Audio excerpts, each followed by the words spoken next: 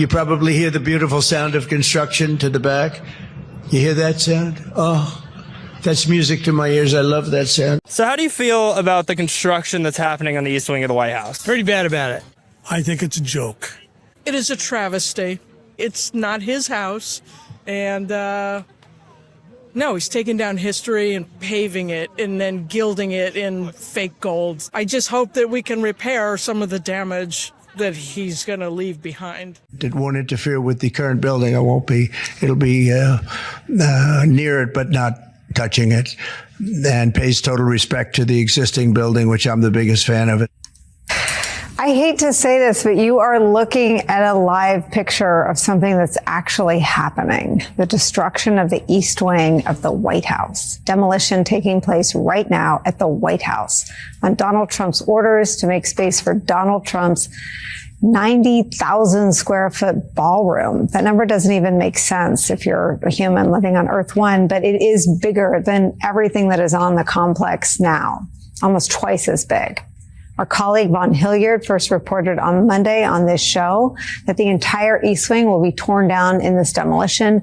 We're now seeing what that means and what that looks like. And to say these are upsetting views of the destruction of the people's house might be an understatement. If you've ever been to Washington on a field trip or wanted to go after watching Forrest Gump or The American President or the movie Dave, or just thought it was one of those things that would kind of always be there. New York Times is reporting this hour that the demolition will be done. They'll be done destroying the East Wing by the end of the weekend. It's Ken Harbaugh with the Midas Touch Network, and the White House is our house, not Donald Trump's, and he's tearing it down. I was supposed to post the second half of my conversation with Chris Goldsmith today about that artillery round that exploded over I-5 in California, but I can't stop thinking about the East Wing in ruins.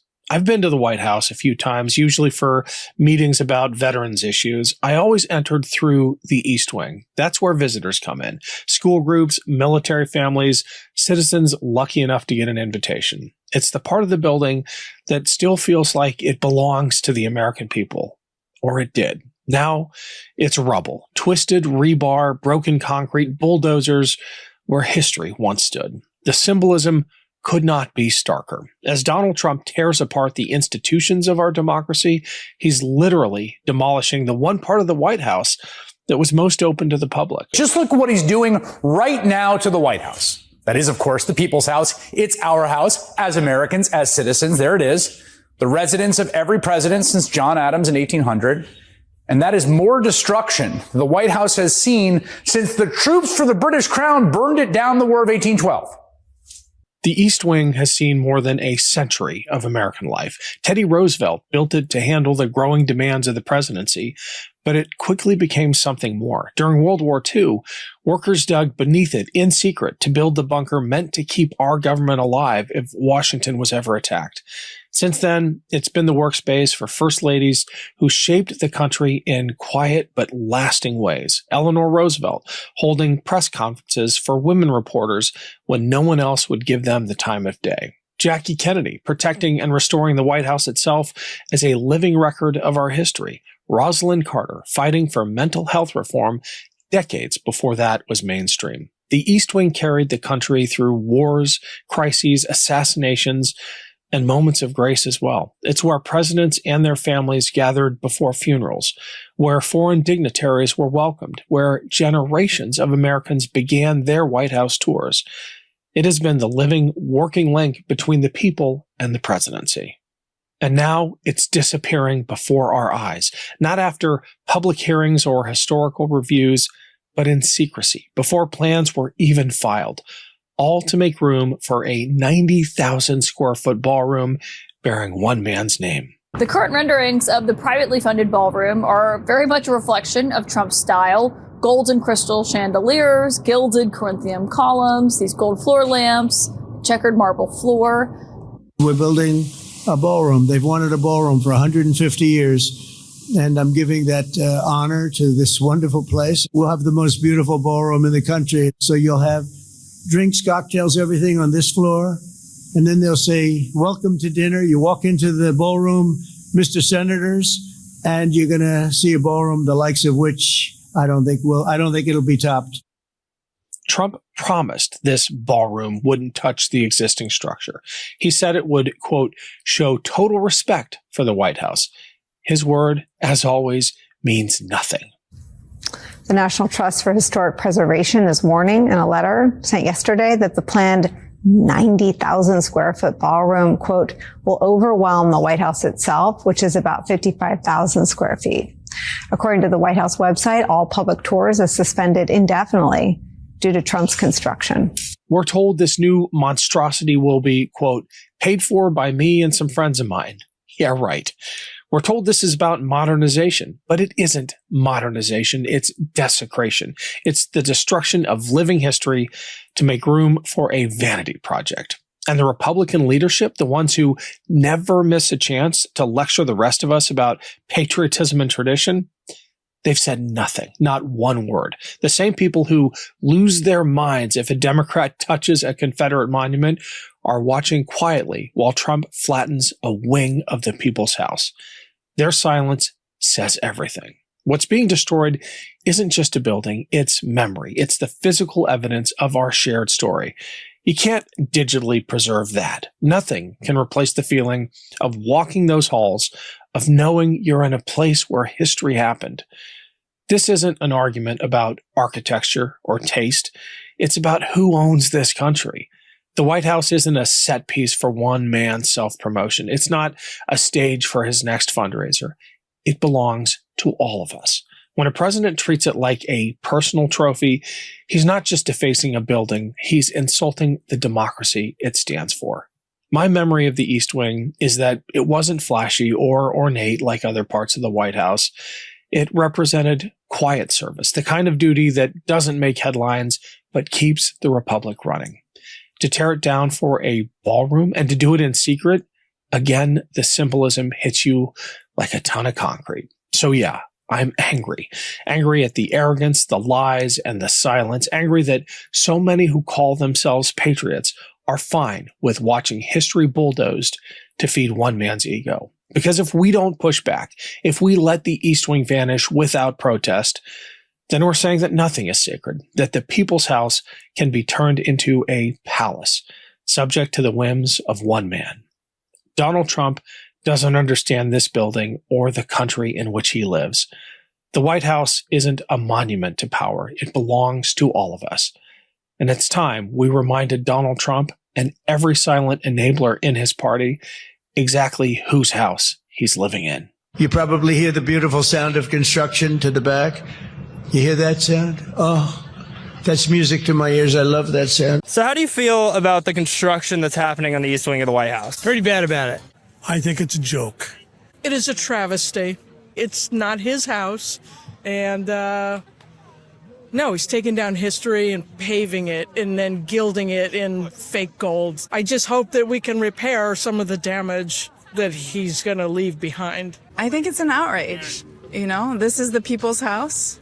I don't believe that there's been a process to consult with Congress, who represent the American people, to get this approved. Mm-hmm. Not that Congress is doing much these days, thanks to the GOP, but still, I mean, there's a process for modifying historical buildings in Washington. I don't believe it's been followed, from what I understand. So, yeah, I think it's an outrage. I think it's pretty disgusting. There have been renovations of the White House before that have involved some changes to the facade, but the timing of it is really quite incredible in my mind. It's summoning like Marie Antoinette to mind, and I don't understand how it can be justified right now with the government shut down, with people worried about inflation, with people out, federal workers out of work, and this is a vanity project. It's at the same time he and his supporters are saying he's no king.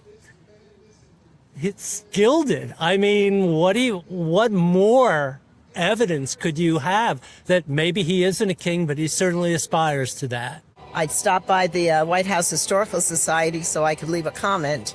And, because clearly they weren't involved in the decision, or if they were, it was not understood by many. So I'm very upset. I think that this is a very serious moment in our history and just another example of a regime out of control. This is the People's House.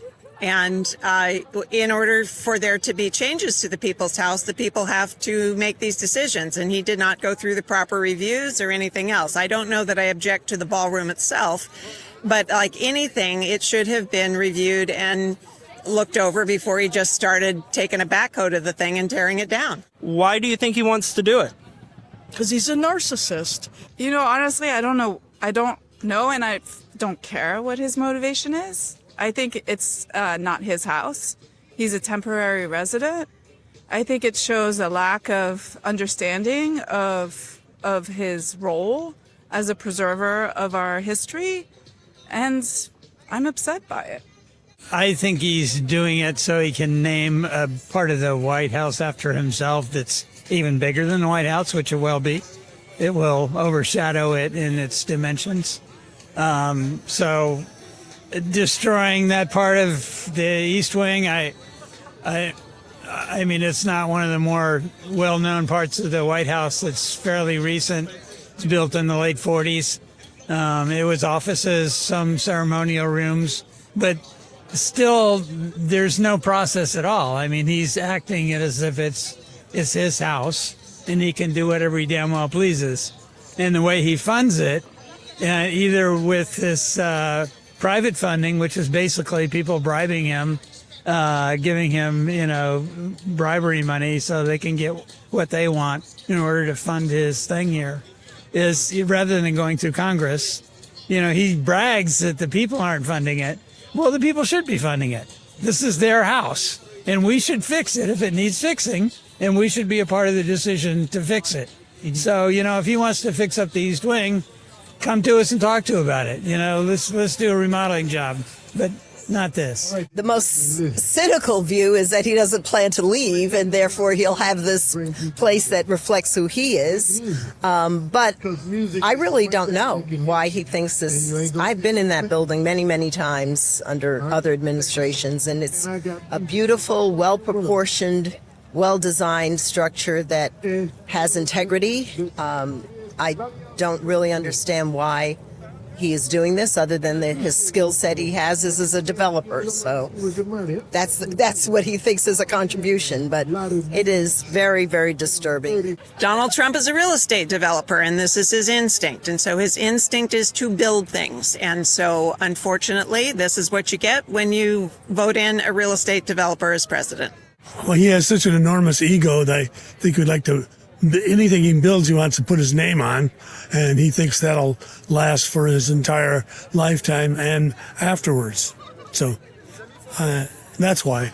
It's so hard to know what goes through Trump's mind, but I really do think he probably has fantasies of entertaining dignitaries in a gold leaf room that'll just blow their minds at the power and impressiveness of Trump. All I know about the plans is that initially, I think over the summer, he promised that there would be no damage to the facade. It'll be built over on the east side, and it will be beautiful. It'll be views of the Washington Monument. It won't interfere with the current building. It'll be near it, but not touching it, and pays total respect to the existing building, which I'm the biggest fan of. It's my favorite place. I love it. Anybody who believes anything he says is, I got a bridge in Brooklyn. But I think probably we're going to see a lot of portraits of him, the family. It's just going to be ugly.